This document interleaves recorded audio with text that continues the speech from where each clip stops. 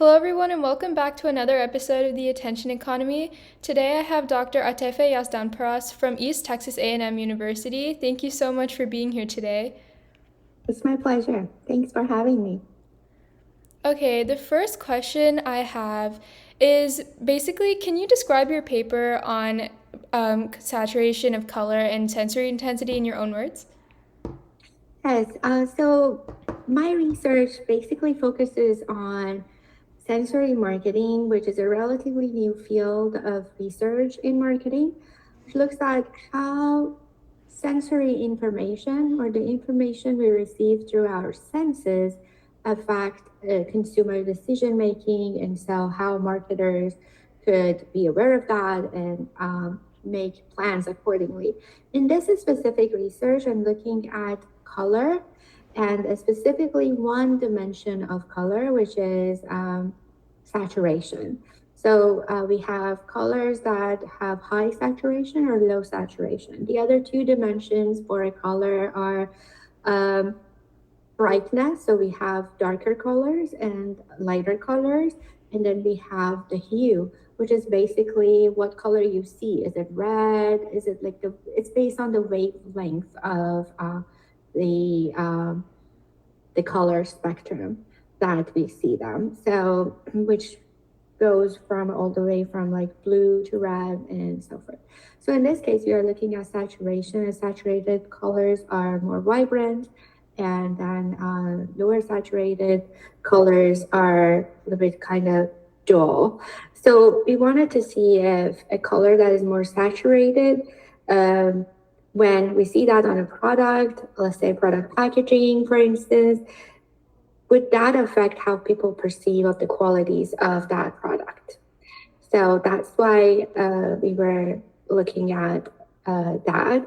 And so we did an experiment in our research. We had actually several experiments, but we started with one that we kind of wanted to see if, for instance, people look at soaps and both have the same hue. Basically, they're both green, but one is more saturated and one is less saturated. Would people think that the one that is more saturated would smell more intensely or would have more intense characteristics or not?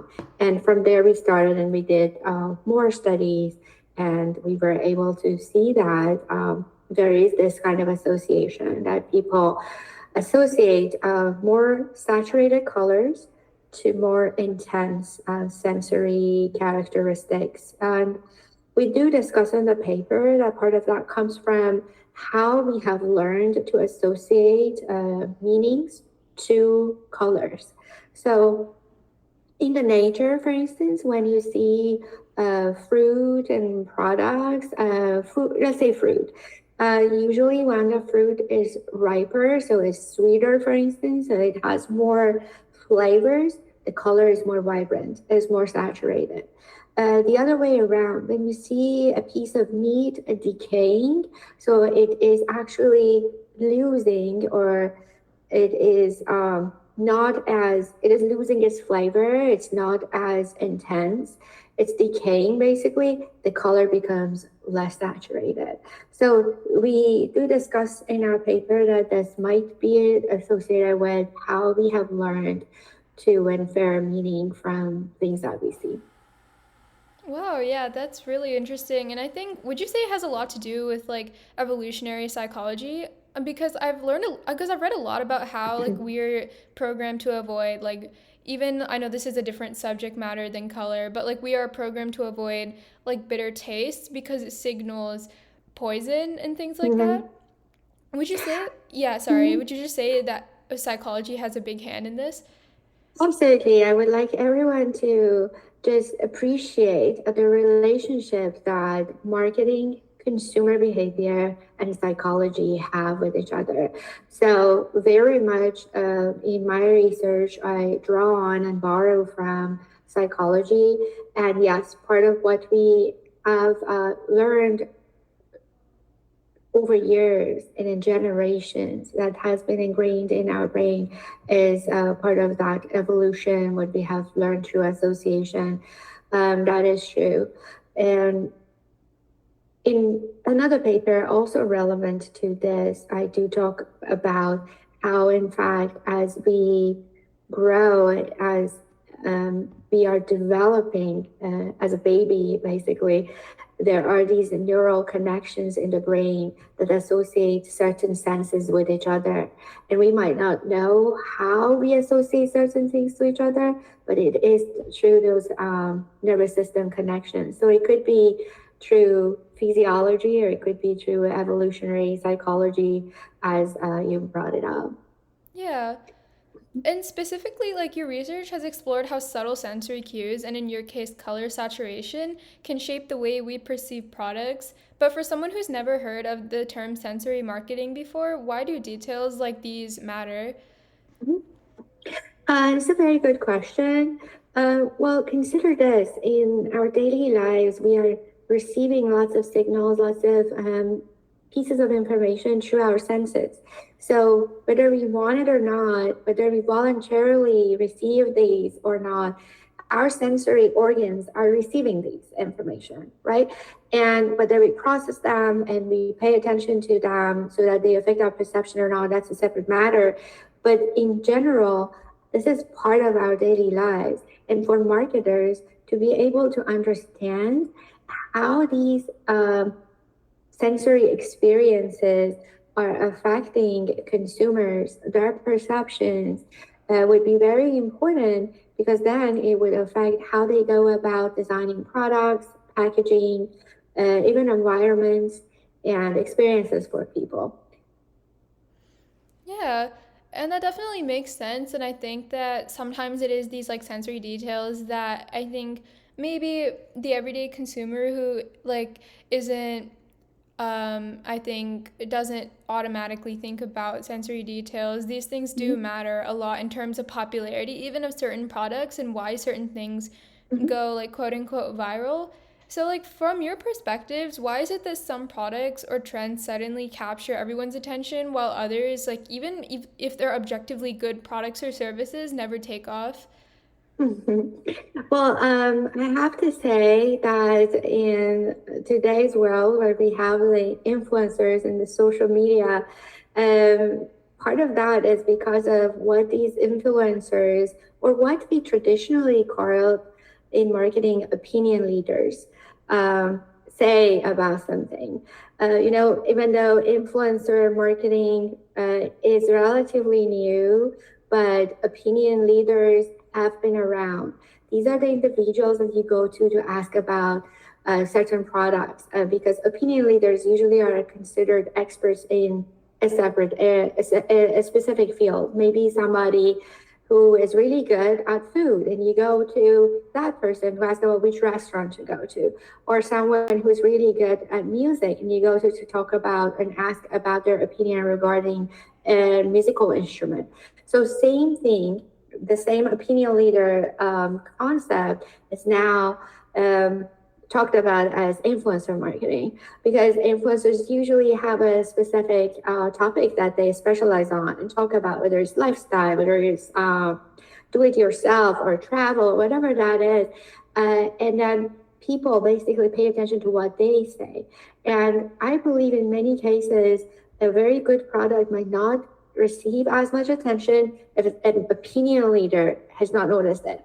And that's why we see a lot of attention now going towards influencers where people, restaurants, product designers, they reach out to these influencers and want them to review the product for them and give hopefully an honest opinion about the product. And so that would definitely um, increase the level of attention that the product is getting from customers. And of course, with the power of social media, it can exponentially grow. I think that's part of it. Yeah, and that makes sense. I think there's been like a whole new term like circulating recently, like the influencer economy, even just Mhm. because like influencers are making up, I think, like their own sector of the economy almost.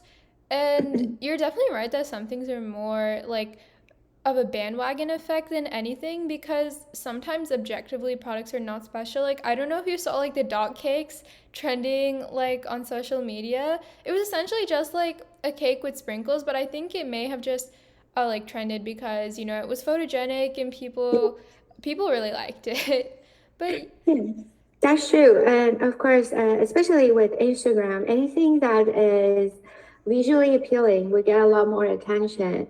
And there might be so many other products that are as good or even better, but just the fact that they're not maybe presented in a visually appealing manner might affect how much attention they get and how popular they become. And again, we see the role of color in this, and we see basically how our senses are affecting our perception. In fact, most of the when we encounter something, over 90% of the assessment and initial evaluation that we have of something in just the first, I would say, milliseconds, depend on that visual aspect. So the visual aesthetic is always very important. for sure. And it definitely takes a lot of thought into creating advertisements as to how visually appealing it is and how the sensory impact will be. And this brings in an interesting question with AI. Like, you know, as AI makes it easier to create advertisements, images, and personalized recommendations, do you think it's changing the relationship between businesses and consumers?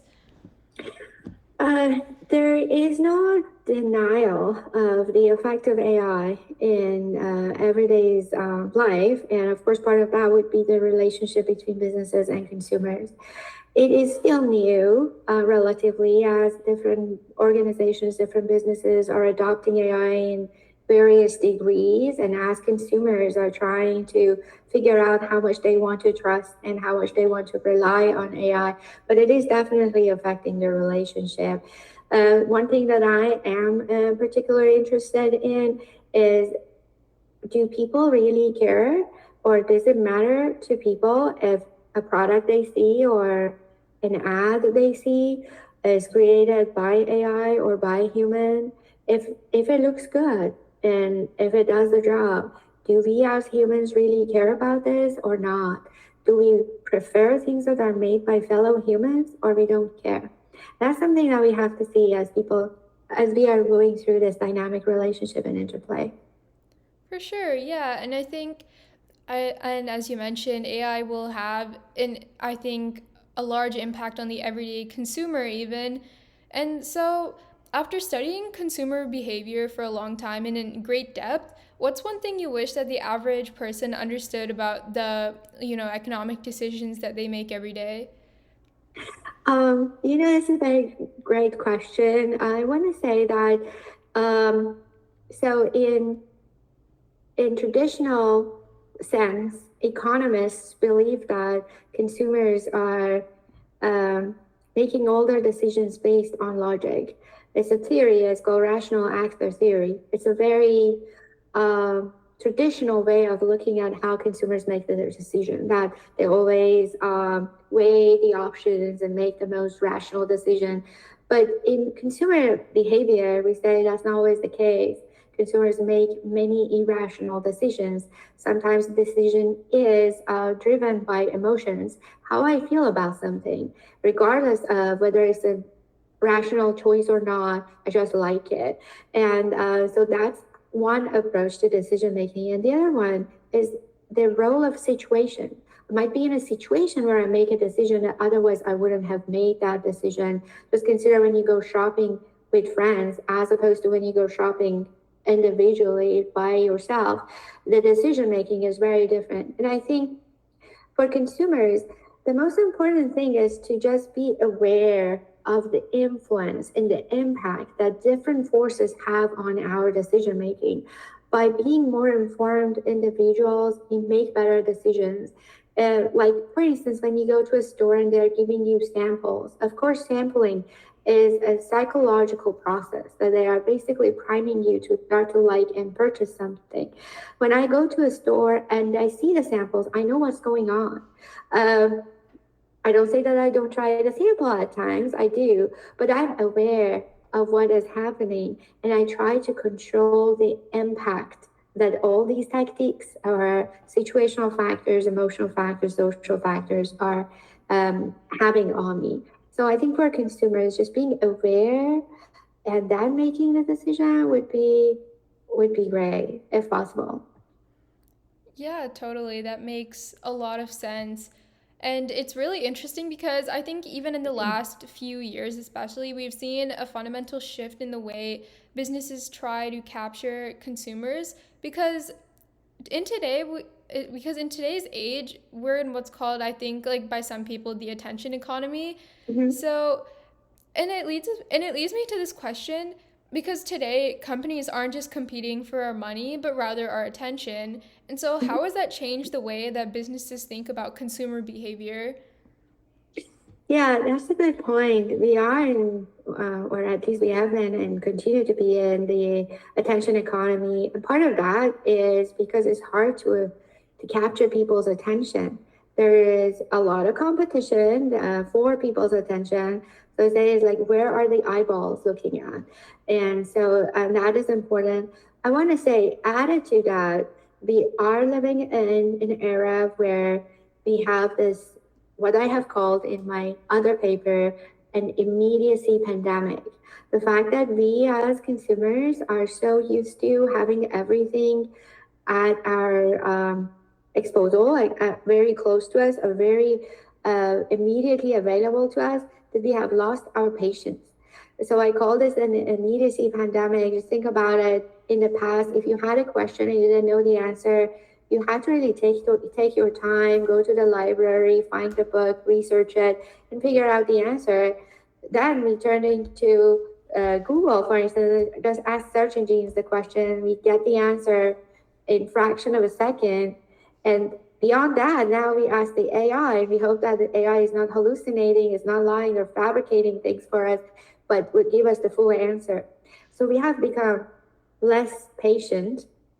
And so the attention economy is even more relevant here because when people are impatient, how can we capture their attention? So I think here what matters is being able to develop deep connections with consumers. Because if you mean to the consumer, then the consumer would probably give you more attention. Otherwise, you're just one of the other people that just people pass by. So that's why we see that brands try to be more authentic, try to do storytelling these days because they're trying to develop really meaningful connections with consumers that goes beyond simple transactions with consumers. If consumers are connected to them, then most probably they are going to give them more attention. Yeah, and I think with the immediacy pandemic, I kind of want to add on that because I think one trend we've also been observing recently is that people will not tolerate mediocrity from businesses. We expect the best and we expect it quickly, which is, Yeah. yeah, and I think a lot of small businesses, especially, have been feeling it because they don't have access to the same funds and resources as large corporations do.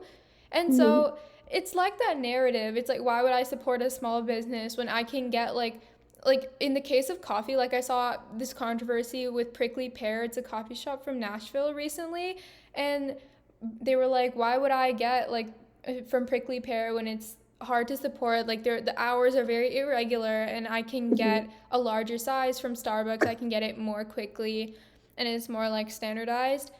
And I think with immediacy has also come the intolerance of any sort of even perceived mediocrity. And and you're totally, and I think like with businesses competing to keep our attention even more than our money, I think attention is a new currency. And many of the students watching this interview spend hours a day on platforms even designed to keep them scrolling, just keep them on it more. So, is there anything they can do to become more intentional consumers? I think part of that is just raising that awareness that I talked about, and just as you mentioned, like not trying to just jump on the bandwagon. Like, yes, trends are important. We want to be aware of trends, but it doesn't mean that we have to get trapped into the social pressure or peer pressure for doing things. I think authenticity, as I mentioned, is very important. Just be yourself. see what matters to you, and then be passionate about something that means to you and give that your attention. I think that's important. Brought up the attention being the new currency, and I think also reputation is an important currency these days, because with reputation comes trust. And as we talk about individuals, brands, and generally any entity, trust is built over years but could be gone overnight, and so is your reputation. So I think it's very important, as you talked about, people don't have tolerance for mediocre offerings. It's important for brands also to consider the reputation. We want to build a relationship that is honest and truthful with consumers. We don't want to be caught in scandalous situations, because then when the trust is gone, it's gone, and it takes years and years to rebuild that. So also with consumer to consumer relationship, interpersonal connections and relationships, I think it's important to be truthful, honest, and going beyond sensory marketing that we started talking about. But I think for being focused on reputation, what it means, and authenticity, going back to the roots, would be the most important things in today's world. For sure. And these marketing techniques are more ubiquitous than ever. And I know, researching consumer behavior to the depth that you have, you definitely recognize these marketing tactics in real time, as you mentioned before, like with the sampling. I think that Mm-hmm. was a big one, yeah. And so, has researching consumer behavior like actively changed the way you shop? Because I know you do recognize these techniques. Do you still play into them? Oh, I remember once I was in Costco and they were giving samples of a veggie pizza, and I tried it. Usually I wouldn't buy into these types of things, but I remember I tried the pizza, I really liked it, and I told the lady that gave me the sample, I said, please let them know the sampling worked. And I went and I actually picked up a box of that pizza. So yes, I'm kind of aware, but I think part of that is just making you make up your mind and your decision um, based on your own like assessments, and not just based on how the environment is pushing you towards things. Uh, but can I say that attractive packaging does not attract me? No, it does attract me, because that's part of our biology. And or can I say that items that are on the end caps capture attention? Yes, they do, because that's based on the isolation technique. Basically, anything that is isolated, separated from others, attracts more attention. Color contrast attracts more attention. So yes, it is there, but at times I help my friends or family members that are shopping with me or around me. If I feel like they're very much impacted by these marketing techniques, just try to like bring them up to the moment and say, okay, like wait a second, you know what's going on here, and do you really want to buy this? Yeah, that's all the questions I had today. Thank you so much for joining me. And today was really, really interesting. Okay, it's my pleasure. Um, if you have any other questions as a follow up, please just let me know. Reach out to me. I'd be happy to answer them. Thank you so much.